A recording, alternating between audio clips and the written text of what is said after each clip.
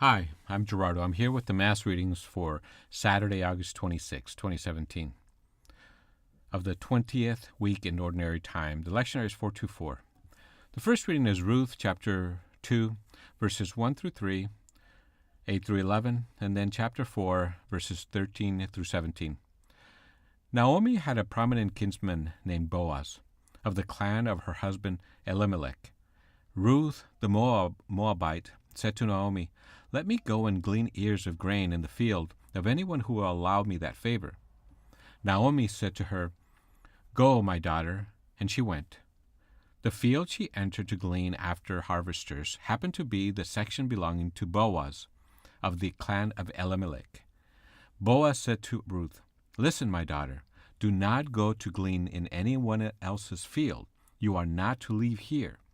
Stay here with my women servants. Watch to see which field is to be harvested, and follow them. I have commanded the young men to do you no harm. When you are thirsty, you may go and drink from the vessels the young men have filled."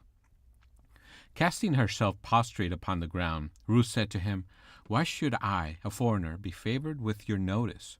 Boaz answered her, "I have had complete account of what you have done for your mother-in-law after your husband's death. You have left your father and your mother and the land of your birth, and have come to a people whom you did not know previously." Boaz took Ruth. When they came together as man and wife, the Lord enabled her to conceive, and she bore a son. Then the women said to Naomi, "Blessed is the Lord who has not failed to provide you today with an heir. May he become famous in Israel. He will be your comfort and the support of your old age. For his mother is the daughter-in-law who loves you. She is worth more to you than 7 sons." Naomi took the child, placed him on her lap, and became his nurse. And the neighbor women gave him his name. At the news that a grandson had been born to Naomi, they called him Obed. He was the father of Jesse, the father of David. The word of the Lord.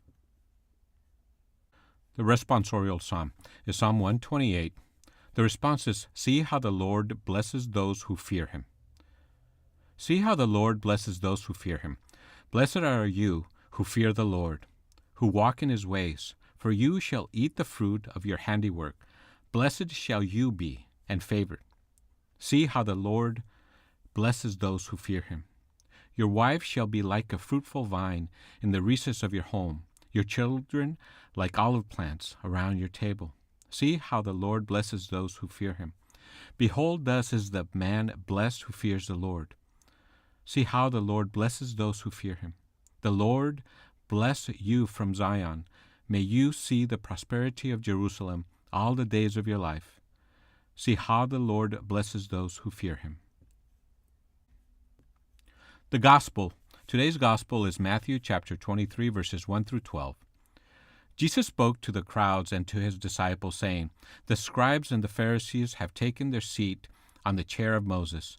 Therefore, do and observe all things whatsoever they tell you, but do not follow their example. For they preach, but they do not practice. They tie up heavy burdens, hard to carry, and lay them on people's shoulders, but they will not lift a finger to move them. All their work is performed to be seen. They whiten their phylacteries and lengthen their tassels. They love places of honor at banquets, seats of honor in synagogues, greetings in the marketplaces, and the salutation, 'Rabbi.' As for you, do not be called Rabbi.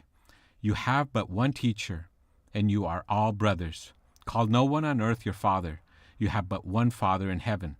Do not be called Master. You have but one Master, the Christ.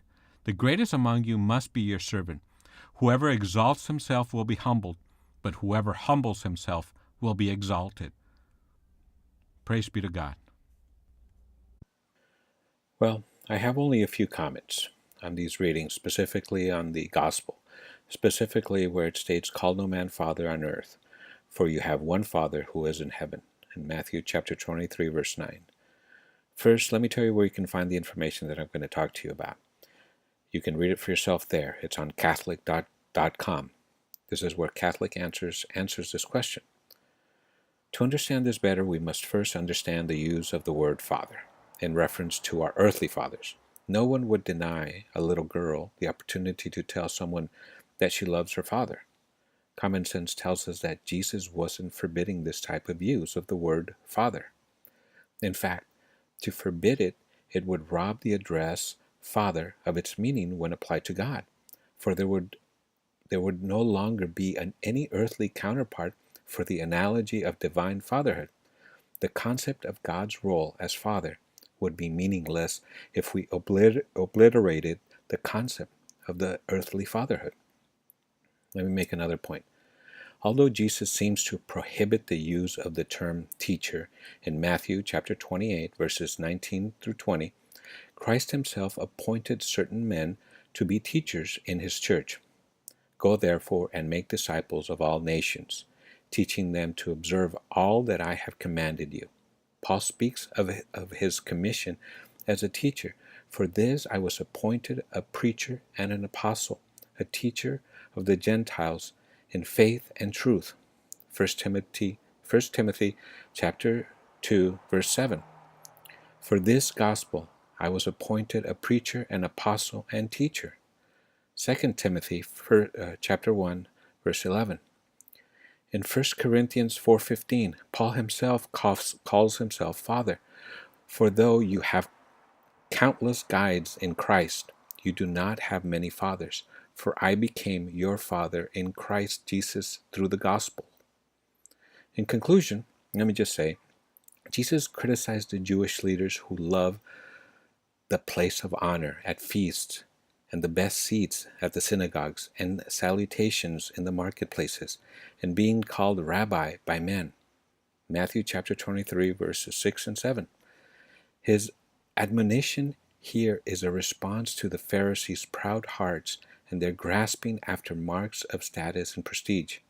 He was using hyperbole and exaggeration to make a point, to show the scribes and Pharisees how sinful and proud they were for not looking humbly to God as the source of all authority and fatherhood and teaching, and instead setting themselves up as the ultimate authorities, father figures, and teachers. If you have more questions on this, read more information at Catholic.com.